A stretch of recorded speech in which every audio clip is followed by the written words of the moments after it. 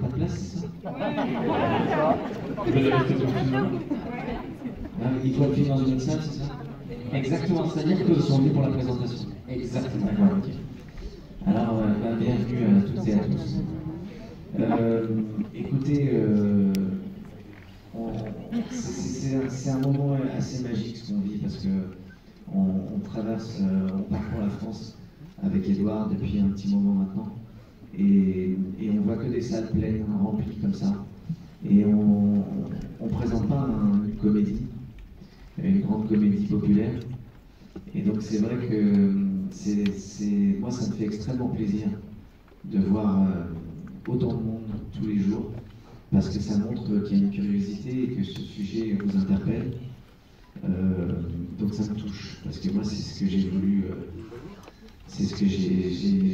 j'ai voulu en faisant ce film en fait, parce que quand Édouard m'a proposé le film, je me suis rendu compte que c'était plus qu'un film. J'ai été évidemment extrêmement touché par son histoire, par l'histoire de son papa, par l'histoire de sa famille.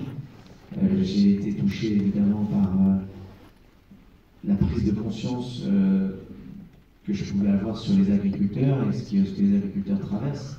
Mais en fait, je me suis rendu compte que ce film, c'est un petit reportage sur moi, mais que ce film,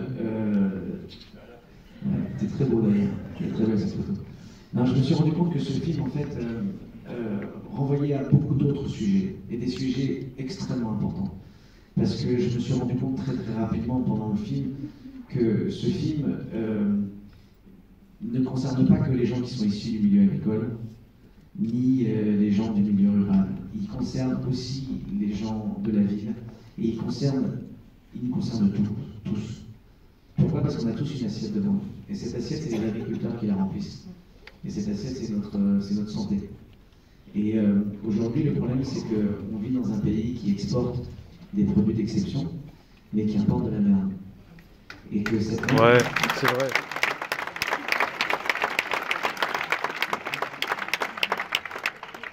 Et que en fait, cette merde, excusez-moi, mais on la mange et que ça abîme notre santé.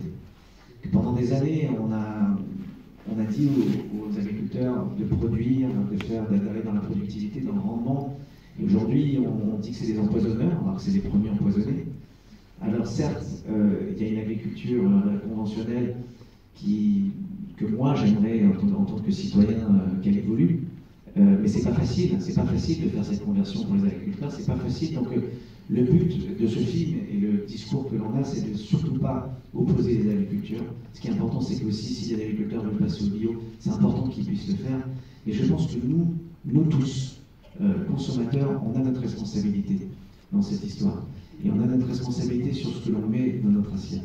Alors évidemment, il y a le pouvoir d'achat, et il y a malheureusement des gens qui n'ont pas l'argent et les finances pour manger bien, et ce qui est bien scandaleux. Mais en tout cas, pour ceux qui peuvent choisir ce qu'ils mettent dans leur assiette, moi je vous recommande de bien regarder ce que vous mangez. Parce que c'est primordial aujourd'hui.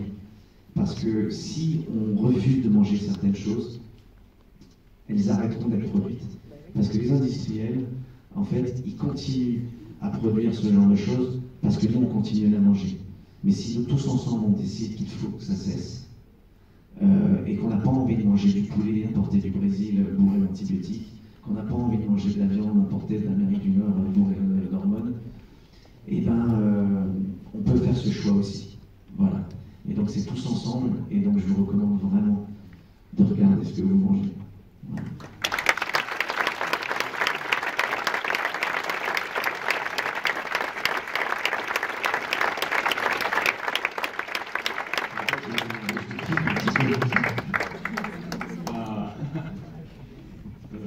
Moi, je l'ai filmé pendant 40 jours.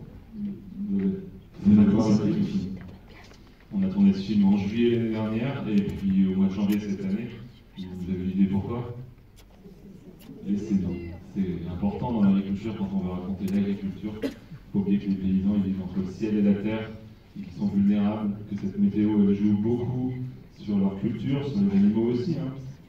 Les agriculteurs sont tributaires des aléas climatiques, donc des aléas sanitaires, des maladies sur pareil, les Il y a la pression familiale, quand on reprend un outil qu'un père, un grand-père a créé, c'est lourd. Il y a la pression donc, du grand public, des consommateurs de plus en plus. Parce que voilà, Guillaume a très bien résumé comment peuvent être jugés aujourd'hui nos paysans. Toutes ces raisons conduisent certains et beaucoup à se fatiguer et à tomber dans des cercles dépressifs qui peuvent les conduire à des drames. Moi, je vous ai raconté, je vous livre l'histoire de ma famille, ce qu'on a vécu, nous, dans le Poitou. Alors, c'est inspiré de l'histoire, de mon histoire, mais la réalité est encore différente, parce qu'on dit souvent que la réalité est pire que la fiction. Donc, je vous livre déjà un témoignage où je me mets à nu, je voulais dire, je suis dans tes pensées.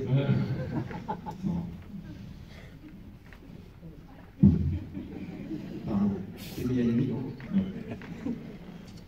Et j'espère que ce film vous touchera. Si j'en crois les 60 salles, 60 villes qu'on a faites déjà, ça peut être le cas. Moi, je lavoure la France. Et Guillaume lavoure avec moi la France. Putain.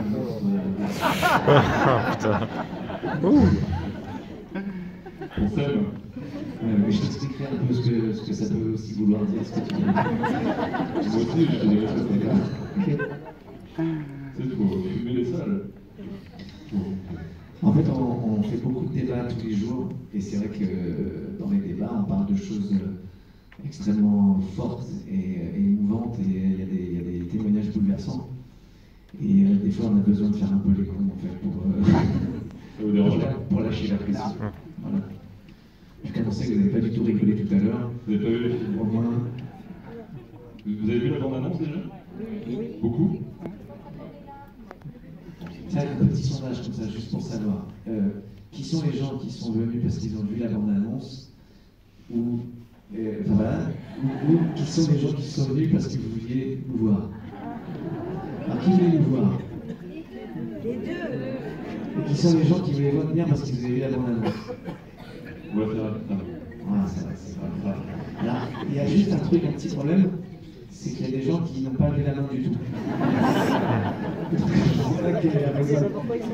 Est-ce que c'est parce que vous avez les chauds dehors avec les clims de n'importe quoi dans ce cinéma? Parce que je sais pas vous, mais moi j'ai l'impression d'être dans le fond de mon frigo en fait. Non, il fait bon, vous êtes bien. Moi je sais pas la clim. C'est la douze, hein. Je suis pas fan de la clim, c'est ça. Si on vient un peu plus sérieux avec ce film vous bouleverse, comme je le disais, avec Guillaume, on a voulu prolonger l'histoire de ce film en soutenant une association, Solidarité Paysan, qui fait un boulot formidable, un boulot de veille auprès des agriculteurs en difficulté. Quand il y a généralement la femme ou la fille ou la sœur qui appelle, parce que vous verrez que le rôle des femmes dans le film est primordial. Quand une femme appelle pour prévenir mon mari ne va pas bien, l'association vient apporter une aide psychologique, c'est déjà un premier pas. Et ensuite une aide technique, administrative, quand les finances sont vraiment à zéro ou moins. En tout cas, on sauve des familles grâce à cette association. 1000 nouvelles familles suivies chaque année, et s'il y avait plus de moyens, il y en aurait malheureusement ou heureusement encore plus de suivi. Donc, on les soutient. Si ce film vous bouleverse et vous interroge, il y a un site internet solidaritépaysans.org. Voilà, et dimanche 29, qui est le dimanche qui suit la sortie, c'est l'anniversaire d'Edouard, mais c'est aussi la Saint-Michel, et dans ce jour, on a réussi à convaincre le producteur et les distributeurs, et 1 euro sera renversé de chaque entrée à l'association. Donc si ça vous a plu, n'hésitez pas à envoyer, à y retourner si vous voulez, mais sinon d'envoyer vos amis ou vos proches voir le film ce jour-là, en particulier, puisque au moins ça permettra à l'association de récupérer un petit peu d'argent.